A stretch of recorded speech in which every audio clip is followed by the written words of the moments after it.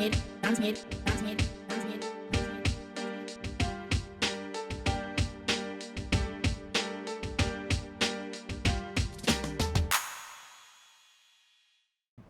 to another episode of Free Your Mind Pocket Show. I'm your host, Daniel Alum. This is our second season. Keep subscribing, keep watching. And we promise this year is going to get better and better and better. So you're trying to make sure when you watch it, you're learning something. You're being educated. So welcome.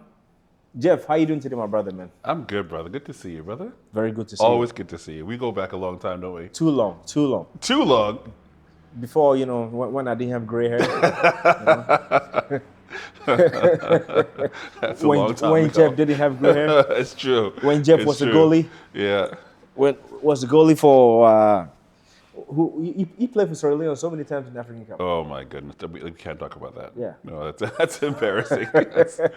I tried my best, but he played for SFU. yeah, SFU. Yeah, played for the varsity team and played Pacific Coast League and the Semi-Pro League, and yeah, had a good run. Well, that's fun. nice. Yeah. So how was it like being born in Germany and to Ghana parents and going through all those stuff at the time over there? It was. Listen, I look back now and I think I'm really grateful for all that's gone on because I'm proud of who I am today. Yes.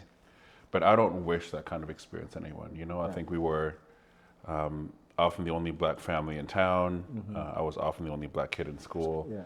And I remember my mother saying to me, when you get an education, people will respect you. Yeah. But then I looked at my father was a doctor, my mother was a nurse and midwife. They ran a private practice, did really, really well. And they were still considered niggers in the street. Yeah. And one story, I just did a presentation to black executives, and we were talking about just racism, right? And I remember my father telling me a story about leaving university in Germany, walking past the school, and the kids were out of school all the time. And they threw stones at him and called him a nigger. And so he was running away. There's no way he could retaliate. He was a man against children, right? And those were some of our experiences. My mother remembers signs on stores that said, when she was actually getting educated in the UK, that said, no Irish, no blacks, no dogs. In the UK? In the UK. And then when she went to Germany, it was even worse. So it was horrific. Lots of ongoing racism day to day. And I think the worst, I know racism is going to happen in the world anyway. Yes. So that's not a surprise. It happens everywhere. But I think it's the most challenging when it happens at the hands of people who are supposed to be safe. Yeah. Teachers, bus drivers, people who work for the post office. Your friends' parents are supposed to be decent, and yet they treat you poorly. Yeah. So I couldn't wait to get out of there. So by the time I was 15, I said, that's it. I'm going to do what I need to do and get out, and that's how I came to Canada. Your parents came too, or No, came by myself. Came by yourself? By myself, yeah.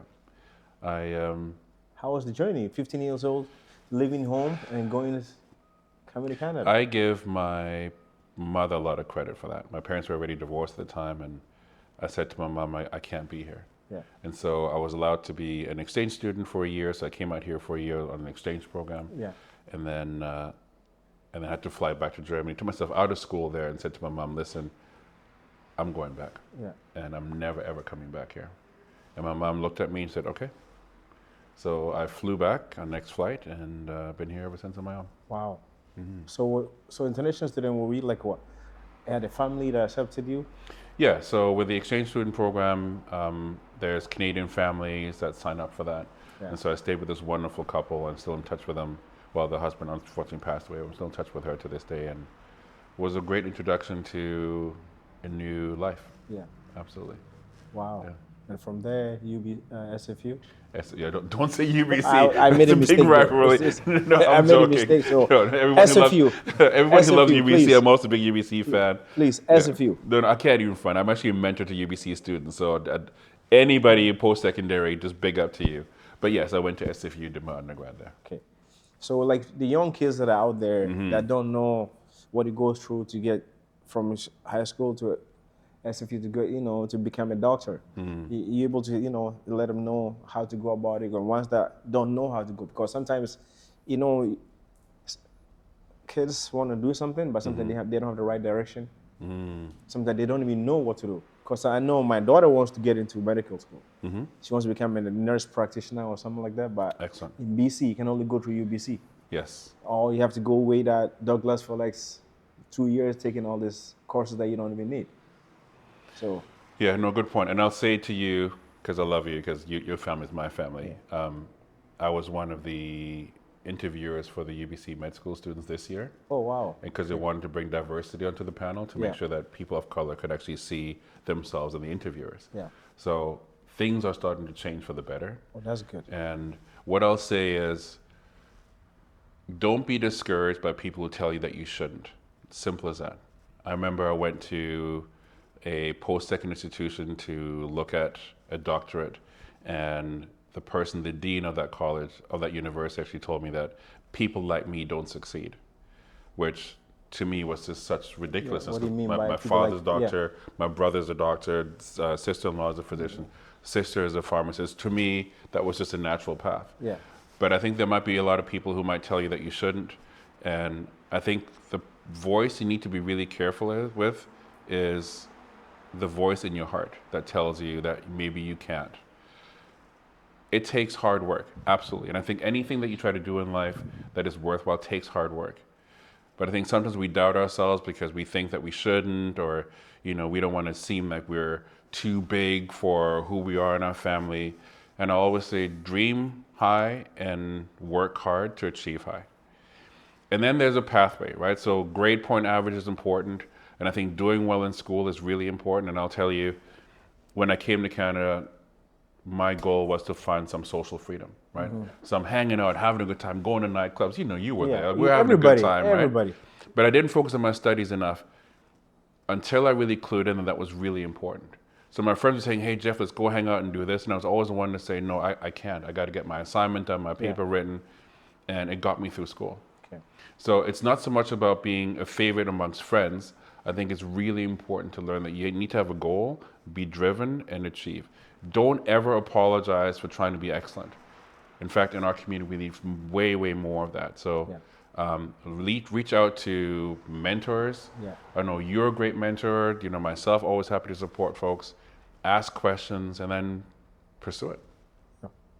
So, because people that don't know, they know you're a doctor.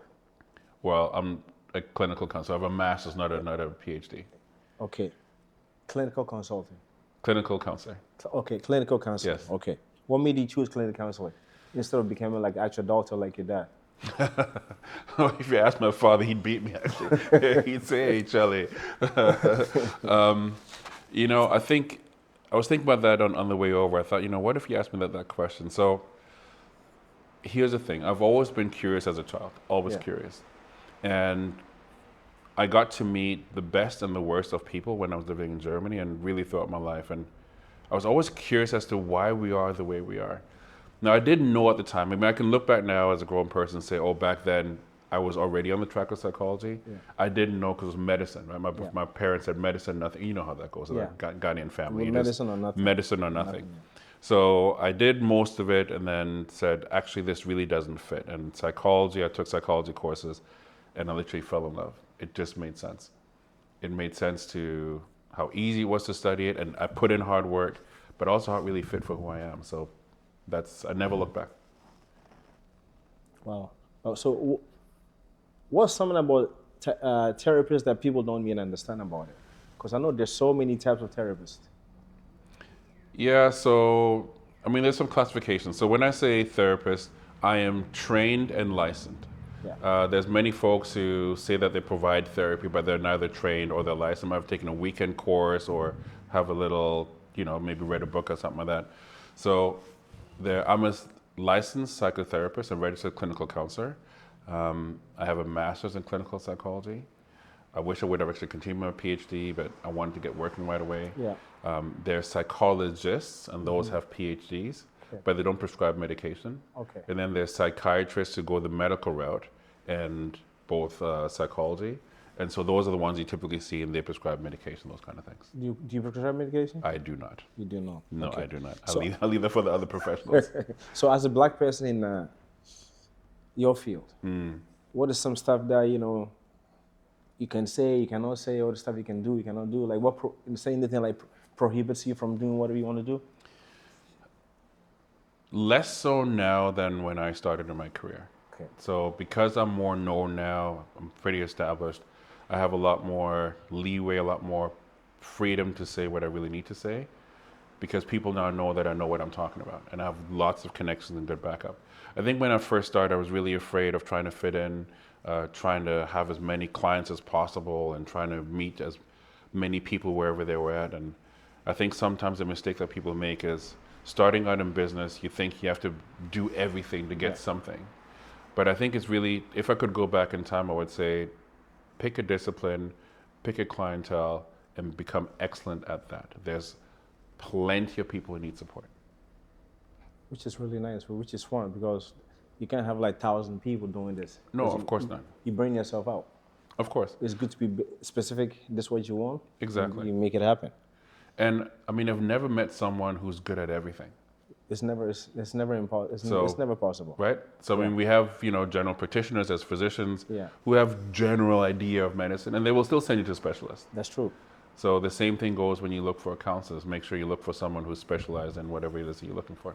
So why is it that in our community, like a black community, it's so hard for people to go and ask for help when they need it? Oh boy. Because I know I'm one of them. Yeah, you're stubborn. Yeah. You're stubborn. I I'm know like you're number, stubborn. I'm number one at it. Yeah. I know I need help sometimes, but to go and ask for it sometimes makes you feel like, oh, you're telling somebody your life.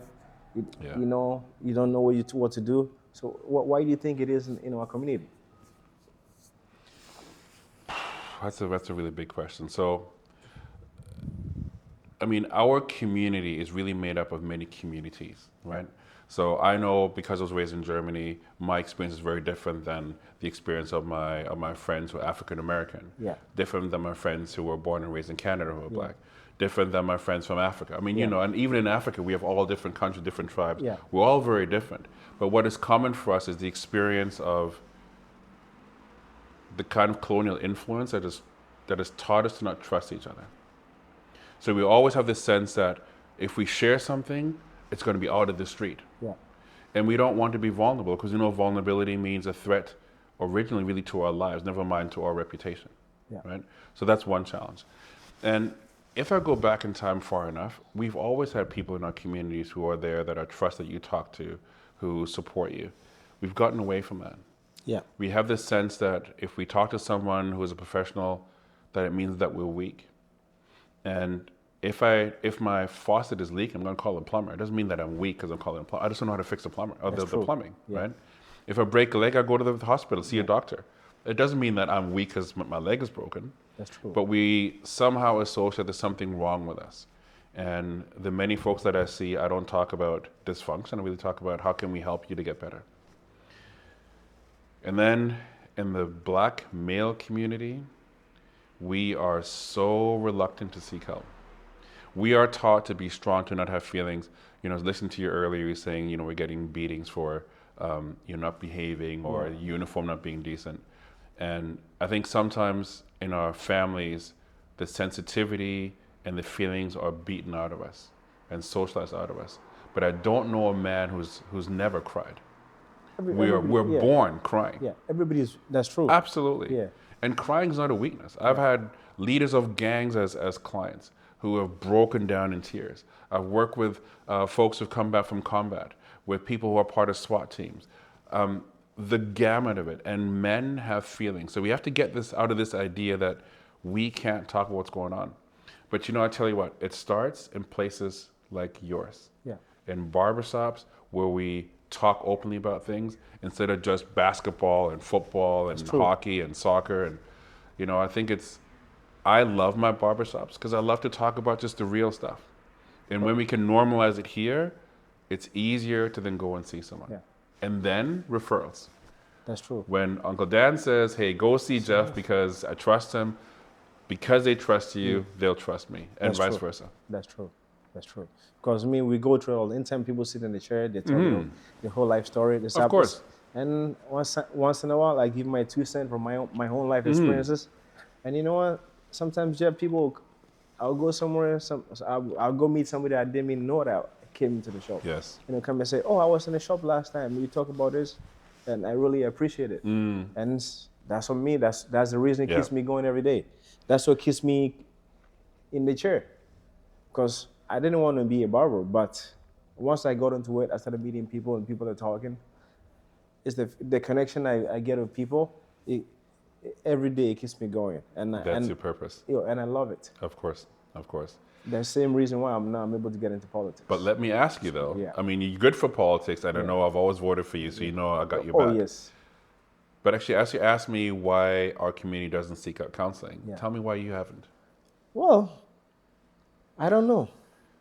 I don't know. You do know. Why haven't you? Honestly, Jeff, I don't know. I just think I go home, I talk to my kids about it. I sit in the chair, I talk to the clients about it. We feed off each other. So right there is like, I'm getting help from them. They're getting help Okay, from fair me. enough. So Fair it makes me feel like my doctor is right in the is the Yeah. one I'm talking to. And sometimes all the boys we sit together, we Yeah, yeah. talk. Then it's like all, the reflection of everything that we have inside. We spill it out. But now that we're talking about it now, I know it's good to get help. If you're out there, it's good to get help. It's good to talk.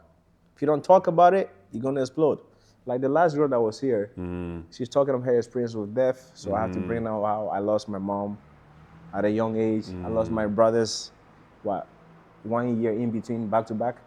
And that at that time I needed help. Yeah. By the time I didn't know I could get help. So it took me a while before I was able to get help. Like I was saying, up to today, Jeff, I cannot sleep without a TV. Yeah, I get it. I sit in the living room, I turn the TV on, I pass out, I wake up and I go upstairs. For the last since 2002. So I think I need help. I think I will have to get help eventually Yeah. to get over this because I can't. Even when I travel, it's the same thing. I have to have the TV. I cannot sleep. I cannot go to bed. Just go lay down, turn the TV off and sleep. I can't. For I don't know why I can't. Yeah.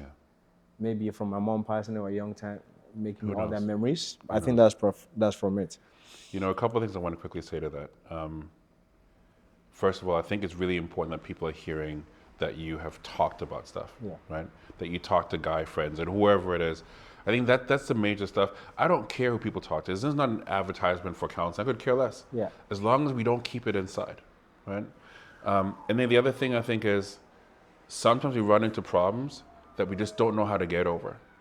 And then it's a good time to talk to maybe a best friend or a priest, a rabbi, whoever it is that you can confide in, or even a professional, because some things we don't even know are fixable. We take them for granted. We cut and paste, we compensate, we watch TV till we fall asleep, we do all the different things. We might drink or, smoke a spliff or something like that to take the edge off. And there's actual tools and solutions to be able to manage that much better. So it's not judgment for how people are coping, but sometimes we just don't know how to cope better. Yeah.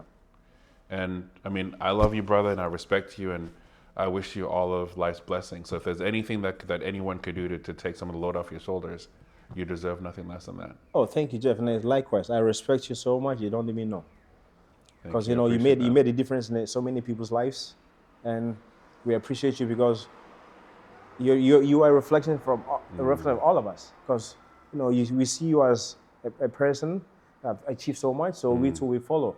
Like my kids, I want my kids to follow up to you because you're doing so well, No, and that's what we want. So if you're home, you have some help, you need some help. Jeff is here. Anybody's here. Wherever you live, your local community, you can always ask for help. Now let's go to Ghana, Jeff. Hey, okay. So we have Ghanaian background. I was born there. It taught me so much. I've been here.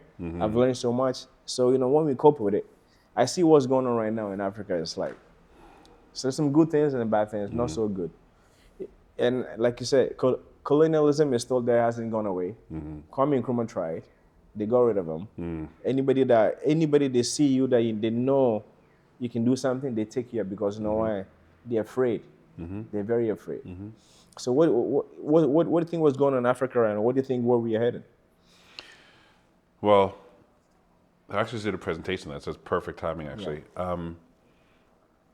I think a lot of African leaders who aren't formal leaders understand what needs to happen. Yeah. We've understood it for a long time. Yeah. We are people of unity. We're not a people of division. Never.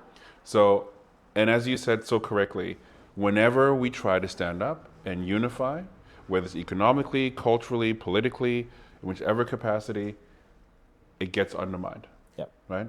Either people get killed, or you don't know where they are, or there's a coup. Something always happens. Yeah. And I think what hurts me the most, and I was just in Ghana a couple of years ago, to see the young children in the streets starving.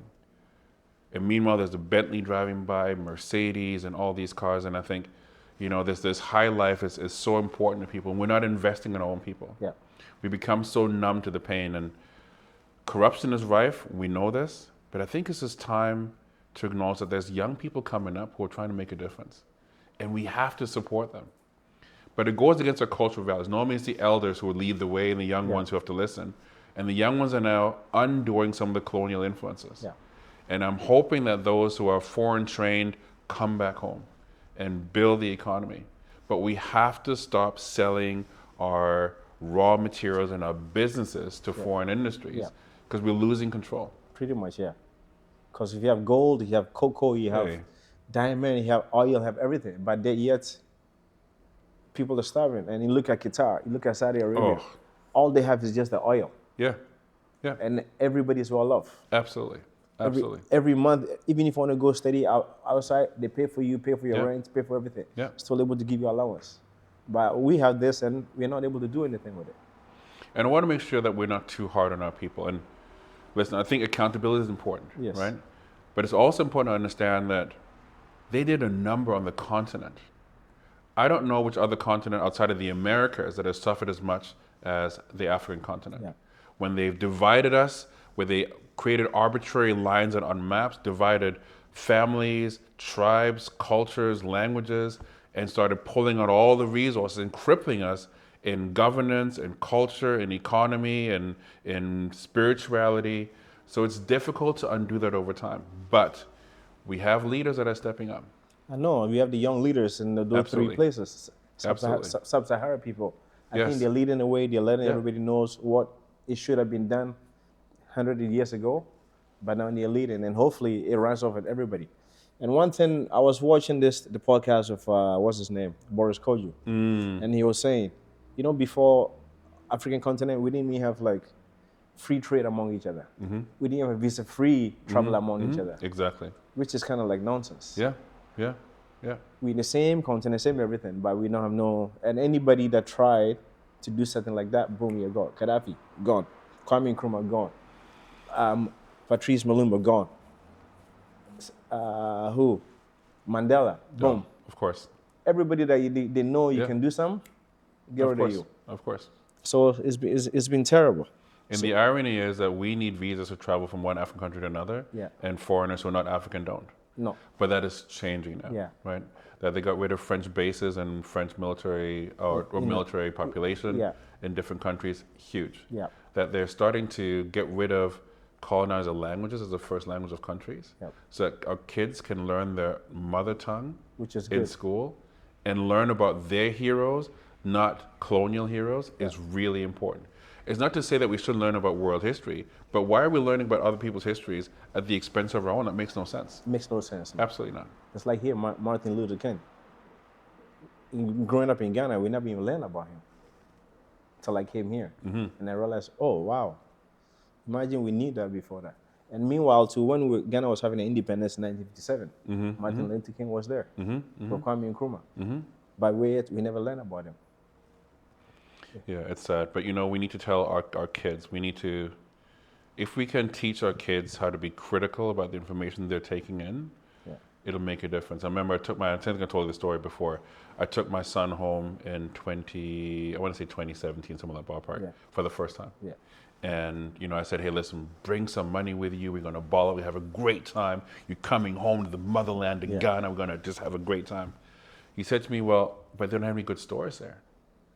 And it dawned on me that my son, although raised by his own father, was so influenced by social media that he thought that Ghana is, kids with big bellies and flies and poverty. And then my cousin picked us up at Kotoka Airport, well now Accra Airport, where they're renaming it, right? Kotoka to Accra. Yeah, exactly. She picked us up in a brand new Jag, and his eyes popped out. It's like, what? And I said, listen, son, what they show you in social media is propaganda to make sure we don't feel good about who we Yeah. are. Here's where you come from. Here's where your father comes from. Yeah. So be proud of your heritage. And how did he like Ghana? It was adjustment, Yeah. right? I mean, first Obviously time from Canada, right? from The here to heat and there. everything Yeah. else. Yeah. But I saw him happy. You That's the know? only place that you don't have to worry about money and you're always happy. Absolutely. You can wake up. You can wake up in the morning with no money, but you walk outside. Hey, Like wow, Charlie, listen. no stress, no nothing. By the time you get them that watch chain, life is all right. I know because last time I was there, 2020, to bury my dad, and I went with my sister for the first time we went together. She was even surprised Yeah. because she went when she was like 3 years old and she got sick and she got a chance to go because my mom passed away and stuff. She went there. We went to the village of the Yes. village. Yes. See the coconut trees. We were walking. Beautiful. Obuase, it rained. Yeah, yeah. So we're walking. You see this shiny stuff on the ground, and she's like, "What is this?" I'm like, "Yeah, that's gold." So she was so surprised, but they don't tell you about that stuff. They tell you how bad it is. Don't go there. You're gonna get AIDS. You're gonna do all this nonsense. And they tell you that it's primitive. Yeah, Like I think having coconut trees and all these, it's beautiful. yeah, They say, oh, they're climbing trees and getting coconuts. What a wonderful way to live life. yeah. It's organic food. You pay so much money here for the very thing we have there naturally. And here the coconut will come. It will be so hard. Hey, shriveled, And over dead. there, you get it soft, ready to go. Beautiful. Oh no, but it's been very, very, very good. So now I'm glad the fact that now the African Americans are realizing Yes. Africans don't hate them. Yes. It's Very open true. for them to go. So now you see people going to Senegal now, people are going to Nigeria, people are going to Guinea, people are going Yes. to Ghana. So it's been very, very well, and we really appreciate it to all the everybody that's doing it because we needed it, and hopefully our kids will learn to live that being African is nice now compared I to hope before so. when we were young. Yes. Very true. Yeah, when we were Very young, true. it wasn't like that. No. When I came to Canada, I said I'm from Africa. School, they always call me Africa. I remember I went to the States. My brother was ill in Boston. So I was playing soccer, and the guy asked me what's the name. I'm like, Danny. He's like, where you from? And I'm from Ghana. He's like, oh, it's like, yo, guys, come. I thought he was gonna say, oh, there's a Canadian guy. It's like this dude is from Africa, man. I'm like, I turn around. I'm like, yo, I told you I just came from Canada, but I'm from Ghana. It's like, forget about it. Your name is Africa now. So on the soccer field, that was my name, Africa. But now, the same people now, when I talk to them on the phone, their mind have changed because some of them have gone to Ghana now. Yeah. So now they really appreciate it. They appreciate the culture. They appreciate what the people are welcoming them now too. So it's been very, very nice. Beautiful. So with Jeff, with you in this leadership role now, everything, how do we get the youth in the same position? How do we bring them up to make sure they're going the right way, don't fall off the wagon? Because now there's so many distractions in life. Yeah.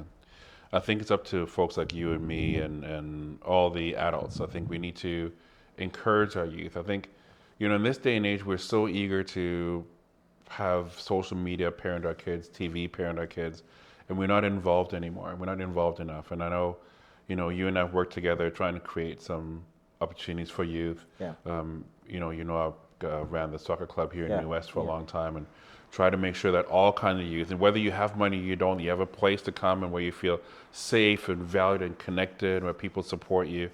I think we need to start to build those foundations for kids again. That's really, really important. Because I think then they start to believe themselves, then it makes it more challenging to be around folks where they feel it's a family, when they actually have a good family at home, when they have safe places to go. There's no need to do deviant stuff. Wow. No, it's true. But I wish there was a system in Canada that people don't have to pay for sports. Like we get more people in there, more kids. Because parents that cannot afford, their kids don't play. Yeah. So, I'm in two minds about that. And here's why. I think a lot of parents think if they pay lots, they get better. Which is not true. Not true at all. Because, I have friends who are running this beautiful, I forget what it's called, and forgive me if I remember, I'm going to have to post this. Academies and stuff. Yeah, great academies for free for kids of color. Yeah. And it's amazing. They really struggle to get people to come. Yeah. And I know other academies that are charging kids or families a lot of money are full. Yes. And I think, why? Right? We have all these barriers. Why not have kids have a chance to be driven home by coaches who are Yeah. trustworthy, who are vetted, so that they have a way to get to and from the sport. It's important. Yeah. But I think we don't do enough of that. So that's really weird, because you would think that the free people will be able to get a lot of people, but I guess parents refuse to go. I guess they think the more you pay, the better your kid gets. Letting them know that they're just Yeah. paying for their kids just to be there. Yeah, it's a challenge. Yeah. It's a challenge. And people don't think that it's good enough, right? That it's professionally run. And I know these three guys, one of them played for a national team, two of them play professionally, and they're phenomenal human beings. I look up to them, bar none. Yeah. And yet they're really struggling to get off the ground. So I think it's, even you and I advertising that more. I think Yeah. we can do more to support each other to make sure that that youth has somewhere to go. Yeah. And we have to be mentors. I think in our culture, where where we come from, elders support young people no matter how old you are. And as you and I are established enough in our community, we need to be out there more. So I take full responsibility, and I apologize for not having done more. Although I do a lot, I haven't done enough Yeah. to support young people. So, if you need support, please reach out, ask questions, connect with us. We might be able to connect with somebody else. That's what our community is about and for. You know, it's tough for a lot of people, but hopefully maybe from now on moving forward, hopefully some of the kids that are watching or anything, please, if you need some help, let us know. If you're looking for a place to play soccer or any events, you don't know how to go, we have a place where you can go that you don't have to pay too much, which is really good. And Jeff, how has the culture influenced your life in Canada? The Ghana culture and then Jamaican and the German culture. When I was a kid growing up in Germany, I never fit in. I mean, you don't turn off black. And I remember I wanted to just be part of the group. And all kids do. It's one of our sort of human traits as children, want to fit in and be part of the community. And so I remember being ashamed of being African. I was ashamed of being black. And I understood why. And I go back now in time and I think I have compassion for that kid that just wanted to feel connected. And I think as parents, we have to acknowledge that with our children, that we're raising children in a different environment, and sometimes they really struggle with who they are. And we have to just reinforce that and show them great things and talk to them about what's beautiful about our culture. Yeah. And I can tell you now that being black is one of the greatest things that I'm so grateful for. Being African, being Ghanaian, even honoring my mother with her Jamaican background. Yeah. If I didn't know who I was, I'd be lost. I would be completely lost. Now, I have the benefit of knowing where I come from. I can go back to Ghana, I can go to Accra, I can go to Masamad, I know exactly where I'm from. Yeah. That's a privilege that many black people don't have. Yeah. But I'm telling you, it is my core, my center, it is my home and my heart and my soul. That's very nice. And a couple more questions. What separates bosses from actual leaders? What separates bosses from leaders? Well, I think a boss is a title. Yeah. And I think with a title, without taking it seriously, people abuse power and those kind of things. Leaders understand that there's no difference between soft skills and hard skills. Soft skills are essential. So we're talking about, managing people, understanding, emotional IQ, those kind of things. Understanding the flow of business and managing with the capacity of folks so that the demands don't overload the capacity. Being able to manage change effectively and leading by example. So to me, leaders aren't only professionals, but I think leaders, even in our communities, are those who think of themselves as future ancestors. What I do today has an impact on all those who stand on my shoulders tomorrow. So what defines me is what I do when I think no one's watching, no one's listening. And if I'm doing the right things there so that young folks can look back and proudly say, Jeff did this or Jeff made that decision, and that was a really helpful one for me to move forward, then I've done the right thing. Those are leaders. Okay, it means you've done the right thing, which is true. So right now, Jeff, what would you tell your young 15-year-old self before you left Germany? Like, what would you tell yourself? Like, now you've lived in Germany, you came to Canada, you lived, you've gone to Ghana, you've seen it, you've gone to Jamaica, you've seen it. Now you have a son. What would you tell your young self?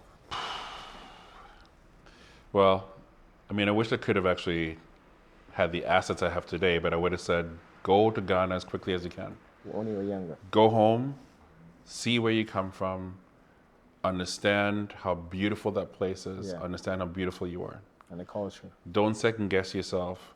Be proud of who you are. And you don't need others to tell you that your value is good enough for you to know that your value is good enough. Because there's people who have bad agendas, bad intentions. And they may look at you and go, oh, you're, dirty or dumb or stupid or all these kind of things. And we forget that we're beautiful people. Yeah. And that 15-year-old didn't know enough for that. Yeah. So I wish I could go back and just send him to Ghana. That would be very nice. Yes. And then my second but last question. If someone is listening and is struggling silently right now, what would you say to them? So if someone's listening and struggling silently, But don't refuses to go get help, but yes, it's eating them alive. you don't have to suffer. You don't. And you might think that you're the only one who's going through what you're going through. You might think there's no options. You might have thought about all the things already that you think exist. But just remember, we all have blindness on. We don't know what we don't know. And sometimes it takes a fresh eye, a different sort of perspective to get a different angle on what you're struggling with. Too often we deal with it by ourselves. We really struggle. And you weren't made to struggle indefinitely with whatever it is that you're going through. Some things are really difficult and really hard. I know I've been through ridiculous hardship in my life. And there was moments when I thought I couldn't make it through, Danny. I tell you, there's moments when I thought I had to end it all. There was just no point. There's no way through. I am so grateful that I'm still here. Because something said, don't give up. Just push. Something said, maybe reach out to someone that I wasn't even quite sure about, but I reached out and all of a sudden it was something really worthwhile. Yeah. But also reach out to some who weren't helpful, and I didn't give up then either. Yeah. Because I thought, there's something worthwhile fighting for and living for. And I just hope that, if you're struggling and you're by yourself and you don't see a way through, that you find just that ounce of strength to reach out and say, hey, I need help. And yes, there'll be people who judge you. That's the world. But no, there's many more people who won't judge you. So reach out, ask questions, and know that you don't have to live like this for the rest of your life. Jeff, we really appreciate you. Take time of your busy day. Brother, anytime. I know for it's you. not easy. For you, anytime. Really Come on appreciate now. you. Anytime. So, everybody that's watching, please give it up for Jeff. He came out on his busy day from meeting to meeting. Our first guest was late, but he was still able to be patient and make it work. Of course. And we thank you so much, Jeff. The reason why we came on Free Your Mind podcast show was because, why? We felt like some people, and our voice are not being heard, number one. True. We don't know where to go get help. We don't know what to do when in certain circumstances, certain situations. So we decided to come up with this show. So every show episode that we have, we want to educate people, let people learn, let people see where they can get help they need it. Jobs, schools, anything, education, everything. And you know what? We really appreciate this show. We appreciate the people that are coming on. I'm learning so much from you, Jeff, today that I didn't know before. And please, if you need help, anything you need, Jeff is here. If you're a kid trying to get to school, trying to do something you don't know, you can reach out. He can give you advice, anything you want. If you're a parent, don't know what to do with your kid is having problems with anything, you can reach out. Me, myself, I've already done my job. I reach out. Today I learned a lot. And when I go home, my daughter's going to be watching. Maybe hopefully my kids can follow in Jeff's footsteps. Because there's nothing better than having a mentor that you can learn from. So we appreciate you. Keep subscribing, keep watching. We keep going. The only way we can keep going is if you keep watching and keep subscribing. That's all. Thank you so much for watching. We appreciate you. We're out.